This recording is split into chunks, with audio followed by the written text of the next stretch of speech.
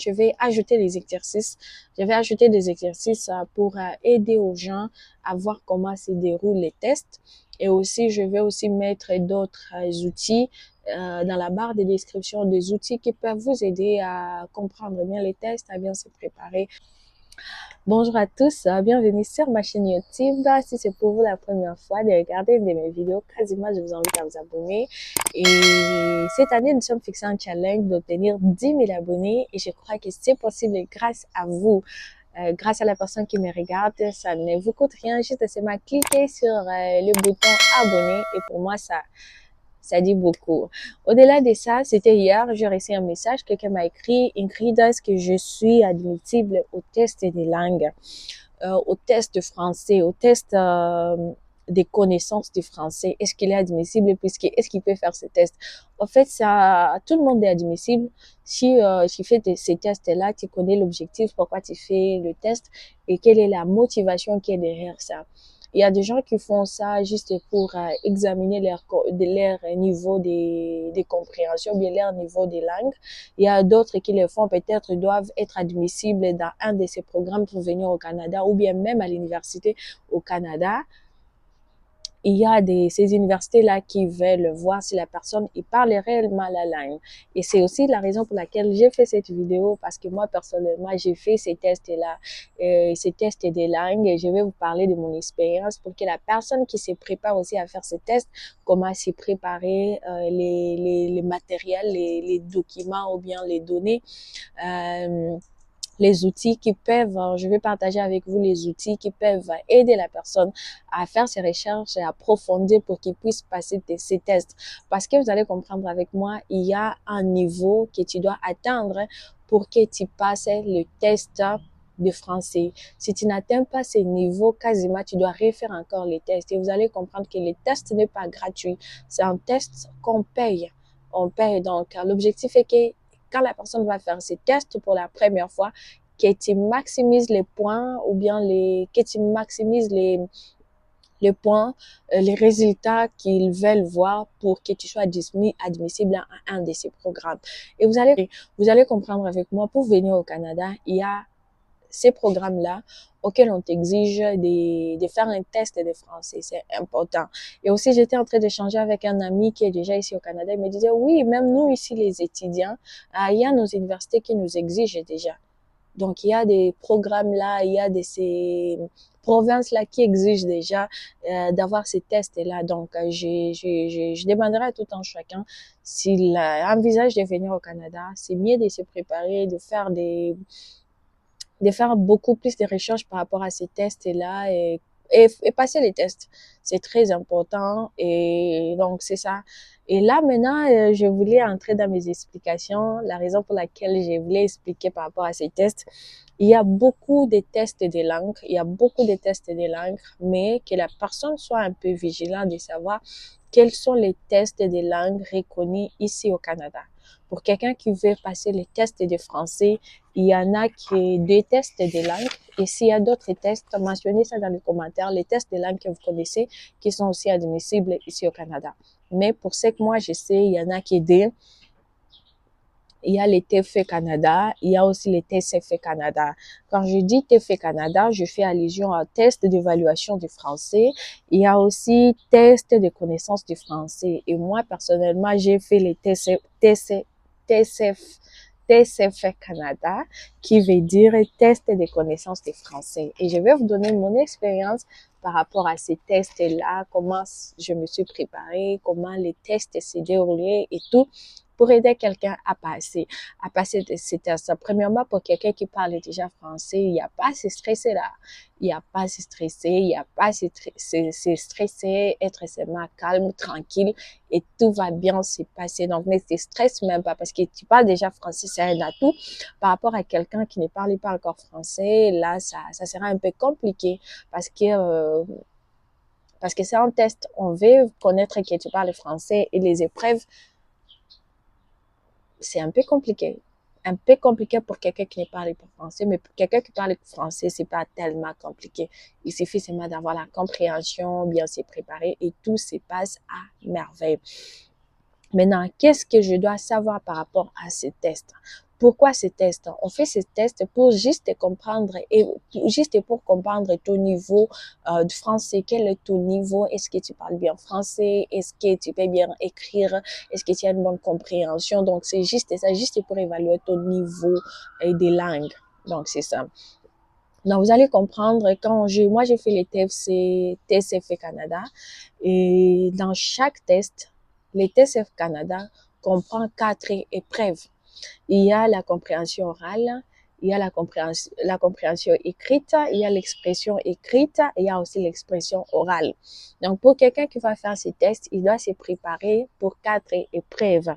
Compréhension orale, compréhension écrite, expression écrite et l'expression orale. Ce sont les 4 épreuves obligatoires à passer. Maintenant, comment se déroule chaque épreuve? Chaque épreuve se déroule comme suit. La compréhension orale. Pour la compréhension orale, il y a 39 questions à choix multiples. Les questions sont à choix multiples. J'avais aimé ça en tout cas, les questions sont à choix multiples. Et vous allez comprendre qu'il y a 39 questions. Maintenant, pour chaque question, il y a quatre choix réponses. Donc, il y a 4 choix réponses et il y a une seule réponse. Donc, la personne qui va faire son test, qui est déjà dans la tête, dans chaque question, je dois sortir une seule réponse. Donc, dans chaque question, tu dois sortir une seule réponse. Il n'y a pas de réponse dans chaque question. Donc, c'est une seule réponse. Et la compréhension orale, dire que 35 minutes. La compréhension orale, dire que 35. Le TCF Canada. Cette épreuve dure 35 minutes et se compose de questions à choix multiples, QCM. Pour chaque question, vous aurez 4 choix de réponse, A, B, C ou D. Mais attention, une seule réponse est correcte. Les questions sont présentées de façon progressive, ce qui signifie qu'elles deviennent de plus en plus difficiles au fil de l'épreuve. Autre point important, chaque enregistrement n'est diffusé qu'une seule fois. Alors, restez bien concentrés. Pendant cette session, je vous invite à noter vos réponses. Et bon courage à tous. A, Allez-y, entrez. B, Asseyez-vous, je vous en prie. C, Fermez la porte, s'il vous plaît. D, Merci pour ce café.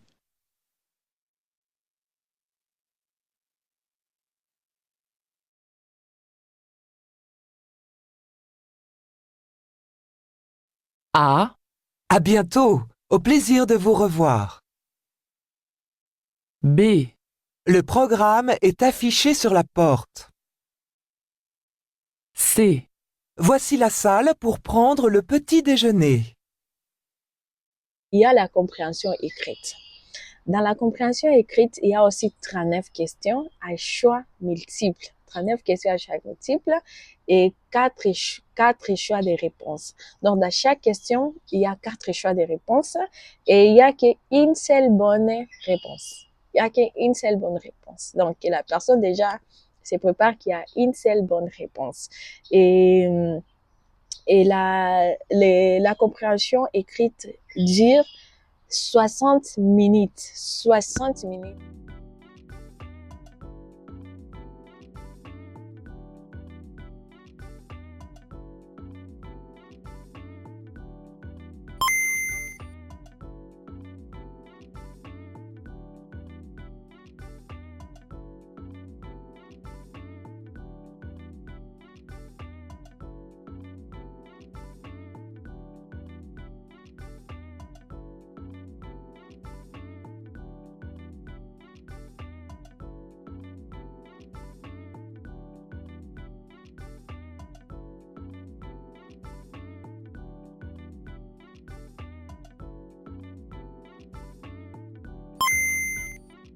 L'expression écrite, c'est une épreuve collective. C'est une épreuve collective. Il y a 3 exercices qui durent 60 minutes. Quand je parle des 3 exercices et que on va amener 3 exercices, et là, tu seras en train d'écrire. Par exemple, on va dire, c'est comme Donc là, on sera en train beaucoup plus d'écrire. Hein. Donc là, compréhension, expression écrite, comme on le dit, c'est beaucoup plus écrire.